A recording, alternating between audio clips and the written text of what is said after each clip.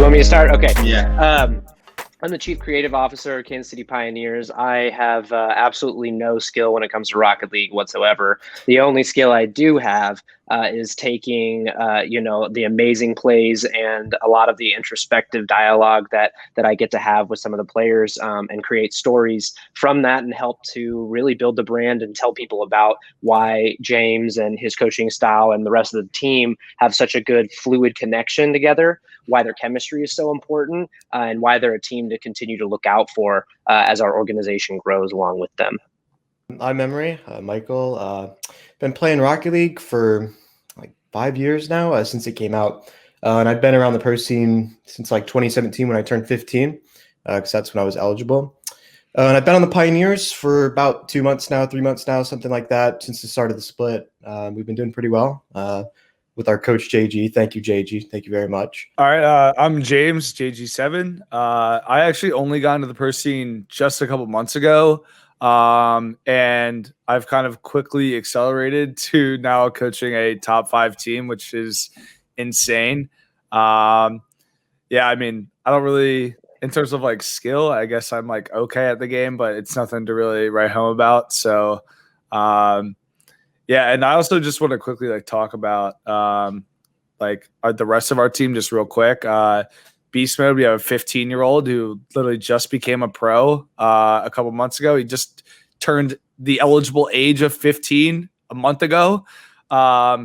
And Rapid, he's 18 years old. He's our captain. He's our in-game leader. And he's, in my opinion, one of the best players in the game. So, yeah, I just wanted to give a quick shout to them. I watched the game where you guys were playing against NRG, I think. Not NRG, Envy, actually. And that was pretty nutty. Like, tell me about how that game and just how the thinking process about that went about. That was a rough game for us. I mean, we didn't really play how we wanted to, but I mean, it was still good overall. I mean, we've been seeing a lot of improvement in how we've been playing lately. And I mean, it's only been like 3 months that we've been a team together. And so being able to clash with those top teams like Envy, NRG, Space Station's been really good. But for that game in particular, we didn't play that well, unfortunately. But it was still good. So how's the growth been with the team and Rocket League, your content creators and stuff like that? Like, how's that process on growth and making sure people understand that you guys are not to play around with? Well, I think it's two-pronged. I think it's like performing well, right? If we didn't perform in Rocket League, sure, there would be nothing really to brag home about too, right? So that's like one major thing is like James and their team, we want them to be able to do everything that they want to do whenever they come to us and talk to us. We want them to know that like, hey, we're here to facilitate anything you need to have happen, whether that's, something that has to happen in the game or something that has to happen with marketing or whatever that might be. So we've done, a collection of giveaways, a lot of videos, a lot of recaps, different things like that, that have helped to bolster support. But again, a giveaway is only as powerful as the people that are involved and connected with it. So, that's what people don't understand is there's so many little pieces to it, and having James and the rest of the team perform. And then not only that, but consistently show improvement day after day, week after week. People pay attention to that. They lock into that and notice that it's happening, and they become fans instantly because they see that growth even from being already so good. So tell me, what do you guys feel about the free-to-play, that now that Rocket League is free-to-play? Like, do you think that's benefiting towards viewership? They just peak 1 million concurrent viewers. Like, what is your take on the game now being free-to-play?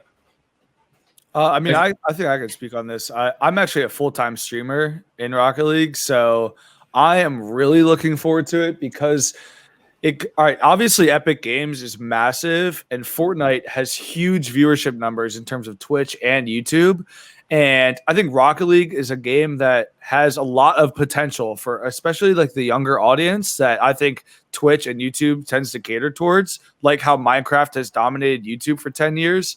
I think Rocket League could be up next. Like it's so easy to learn. It's not the easiest to play, but it's fun. It's fun to learn and it's fun to struggle. So I think I honestly could see it blowing up. I mean, this weekend we could see 2 million players playing the game. And we were just talking before the show that, before free to play, I think the peak, like Memory said, was about 500,000 players. So the game is already exploding, and that's going to send people to the YouTube and the Twitch audience. So, like they're going to need to watch to learn to play better, like that's where, I'm loving that because I'm a coach and like people are going to come to me and, want to be coached. So, and players like Memory, their social medias are going to get even bigger. Yeah. Pioneers are going to get bigger. So all of it, I mean, it feels like it's just really like teetering on an explosion. I mean, we've even seen like the start of that, JG, with like Liquipedia. People have been looking up like pro players' controls and like the settings for the game. Like, I think it was #1 on the trending pages for the wiki. So people are looking him up.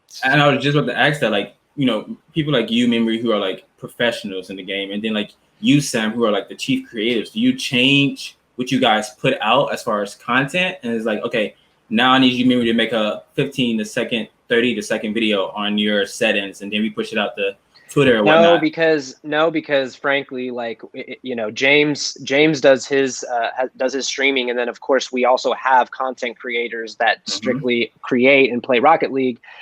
We let them have that, freedom to themselves. Like, I don't, if there's a grid coming up, I'm not going to hit up Memory and be like, bro, can you make this TikTok video for me? Gotcha. Like, I'm letting them focus on being great at what they do, because I don't know anything about that. I let them go full off and just do their thing.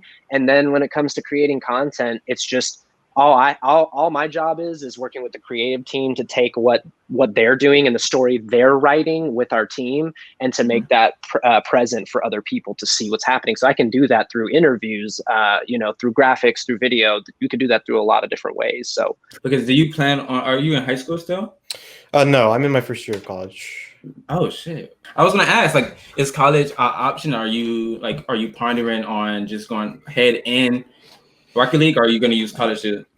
I mean, right now I'm going part-time Gotcha. because I want to focus on doing the Rocket League and the esports stuff first. But I want to go for like a computer science degree because that's what I like to do apart from the Rocket League stuff. It's just programming, the geek stuff, whatever. But for now, like I said, part-time, focusing on Rocket League, and hopefully with like the free-to-play and all the other stuff, it'll be growing more and more so I can keep doing that for a while. I love games, and I've loved games for a while, so I kind of want to be in them no matter what I'm doing, whether it's the esports or working on games or something else, content creation, something like that. So I want to do something like that. Gotcha. 100%. What is the goal for the Pioneers? You guys are the underdogs. You guys are new, it seems, right? Like, you have these other teams who not might, but they're just bigger, right? Like, what is your goal? To gain traction, to gain the community, and to keep that and grow from there. James, why don't we talk about, like, I can just play off you, but why don't we talk about like what your guys' game plan is as a team, like going into, like, I mean, I know you guys are already thinking about just next year. Like, what's the game plan for the path to Worlds, basically? Well, all right. So the top 6 teams all right. I mean, I don't know how much you guys know about the Rocket League esports team right now, but there's basically a bunch of circuits and it's all points. So, the top 6 teams, the most points in NAEU, and I don't remember the other regions, how many teams make it. I think 4 or something like that. But anyways, top 6 teams from NA make Worlds, and we see ourselves well within that. I think we are on our way. So, all right, in North America, there's what they call a top 4 because there's 4 top teams: Space Station, G2, Envy, and NRG, who are considered the best. And I think we're about to make a top 5. We are on their level, and we still have so much to improve on, which is scary because I always say that I don't feel like the top teams have as much to improve on as we do, and yet we're already taking them. I mean, last night we just came in second place in what's called the grid, which is all the best teams in North America. It's basically just a tournament, and obviously we just last weekend came top 4 in regionals, but we still aren't even playing that well. I'm gonna be honest with you. I can vouch. So I'm a bandwagon on you guys because I'm gonna say it now. With Pioneers, right? What I've watched on the previous games and stuff is like, you guys look kind of spooky and scary as far as, like, bro, I don't know much about Rocket League, but I know scary when I see it. Like, what's some of the things you see that's in Rocket League that no other esports is doing right now that y'all are doing better? I mean, it's a sport. So, and it's bigger than all of the 2Ks, the Maddens. It can be, you know, we could have a partnership down the line with professional football soccer teams, you know, like that. I mean, could that's already be a happening. thing. That's Yeah, already and- happening and- with some of the teams. And I think like obviously soccer, you know, the World Cup, it's like the biggest sport in the world. It's the In most the world. Yeah, like so Rocket League has the opportunity to become, you know, the biggest game in the world. It just feels like there's no limit on the game because it's so simple at its core. Like you're hitting a ball with a car. And then there's so much you can do with that because it's so difficult to do. You know, like it just feels like the sky's the limit. How has that been, like the transition from LAN to online? Like, has it been difficult or has it been, I don't know, a breeze? I mean, for me, it's been a bit rough. I mean, I really loved going to the LANs before. Like that was a big part of competing for me. And now that like all of it's online, it kind of it not ruins it, but it just changes the dynamic a lot. And some of the tournaments that we would have had that are kind of notorious for being very hype and very exciting, like the Dream Hacks, and ones like that, kind of got canceled. So it's been a little bit different, but it's still good. Well, the last Worlds was canceled, and the tournament coming up in what is it, a month. Our next major was going to be a LAN without COVID. You know, like if COVID never happened, so it stinks because you know we've had internet problems with some of our players. Like it just stinks. You know, we can't boot camp and like all that. What are your thoughts on like a bubble type system for Rocket League if it was to happen? I mean, it just depends. It sounds like logistically, it's just like I think it's just a quarantine system. But at the same time, I just don't think that Rocket League and so I don't think that Epic and them want to even worry about those logistics of what I mean, because I'm not an expert at the logistics of that, but I do know that like everyone is coming from different cities, so and they can't just stay there for weeks because the season is a long time. I mean, it can go for months, right? So it's like they can't just and some of the players are young, so it's just I don't think logistically that it could play out. Have y'all seen, like, since things has been difficult, y'all kind of upped your game a bit or changed certain things to make yourself more adaptable? I mean, for our team, I actually feel like online helps us because we have Beast Mode, who's never been to a LAN. And so that first LAN experience, so like it's been helping us because Beast Mode is his most comfortable because he's been in the room that he's been in, grinding the game throughout the entire time on the game. But this is what I also worry about is that Worlds might be our first ever LAN as a team together, like, 6 months from now. So I'm picturing Beast Mode, a 15-year-old kid at his first ever LAN, being Worlds in a totally different environment that he's not used to. So that's a worry for me. That's why like COVID has really just sucked because, I don't think it's going to last, or I do think it's going to last until the end of next year. I don't think it's going to end anytime soon. I can see things being weird for a while. So yeah, I mean, and it's great that Epic bought Psyonix, because without Epic, we wouldn't even be talking about the bubble. Psyonix is small. So, maybe, possibly, and it would be awesome. But yeah, I don't know. Well, I mean, the burden too falls on like, for us, like for the organization, we're a grassroots organization that is, just started. So we're actively looking for investment. Our first small cap raise we used everything to acquire and to acquire the Rocket League team and get us in the space along with Gears and Madden. And so, everything that we do, we have to pay out of pocket. So when COVID hits, and then we can't, boot camps are really hard. So for example, we have COVID, so there's no LANs. Well, then the option is like, we need to get them into the same room at a boot camp. We need to maybe fly them in to Kansas City, But again, we don't want to risk people's health. So then it's like that like, we're just like, dang, what do we do? Do we go and spend our money on this, experience? And what happens if someone gets COVID and goes home, or is it worth it? Or, it's just such a tedious point because it's like, they need these resources. They need to get the boot camps and the training. They need the experience in the LANs, and we want to give it. But then at the same time with COVID, it's like, do we want to risk things, or is it, it's just such a weird time because we can do these things if COVID didn't exist, right? And think about it from the content side. I haven't seen any of these people in person. I've never seen any of. I've seen probably like 10 of the 60 people that work at Kansas City Pioneers in person. 10 probably. Wow. You know, down to the content. Everything's had to be different, but like as a grassroots organization that at Pioneers, as we grow, and the same with the Rocket League team, a big word I would use that even Rapid used in our previous interview was adaptability, right? Like the Pioneers know how to adapt. Like we know how to pivot, we know how to engage authentically, and we know how to be ourselves and be confident in that. And so whether that's us playing Rocket League or us putting out content, it doesn't matter what situation you put us in. Yeah, we may struggle, but we're going to get over it, and we're going to use it ultimately to capitalize on it. So, you know, that's a testament to what James and them have been doing, because every person I've talked to on the team, they all say, you know, we play it with confidence. That's our play style. We adapt. You know, we're pivotal, right? So it's the only way to exist right now in COVID is to pivot. How much of that pivoting just comes from being in kind of the wild west of esports and just being able to understand that things change? I mean, I saw that you already have a Valorant team coming up, and it's like right place, right time with a game coming up. And then you have Rocket League already established when it's going free to play.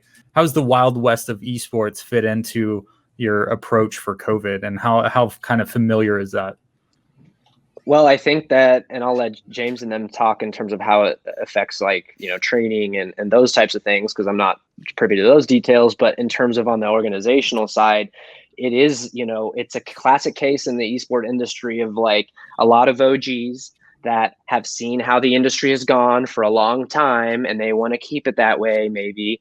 And there's, you know, there's still those gatekeepers, just like in music, just like in marketing, and all of them. There's the gatekeepers. You know, I love the FTC community. You know, that the community there is amazing and all that. But you know, there's a lot of OGs there that have, you know, not necessarily done anything wrong. It's just esports in the last 10 years has done a lot different movement than it did from 1980 to 2010.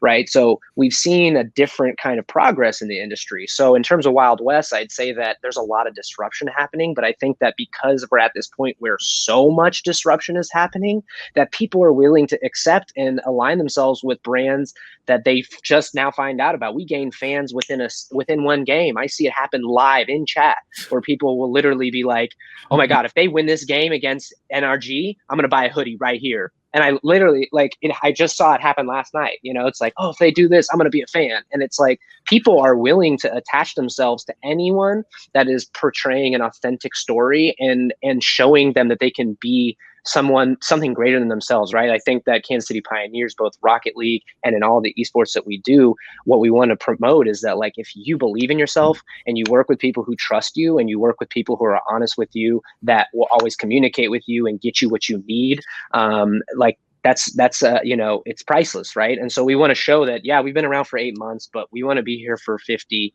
to 100 years. And that sounds ridiculous, but like, we want to continue to give back to Kansas City and the rest of the world, just by doing this, by showing young people that you can be anything you want, and like it benefits us, right? So if we show that Beast Mode can be the greatest Rocket League player of all time, and he's 15 and it's never happened before, that benefits our brand considerably. So it's like it benefits us both for him to believe in himself, right? Yeah, and so like that's a great point you just made. Memory, how do you leadership that, right? Like I'm pretty sure you was on the team before Beast Mode, right? And so like seeing a prodigy like that, how do you take your role as a leader?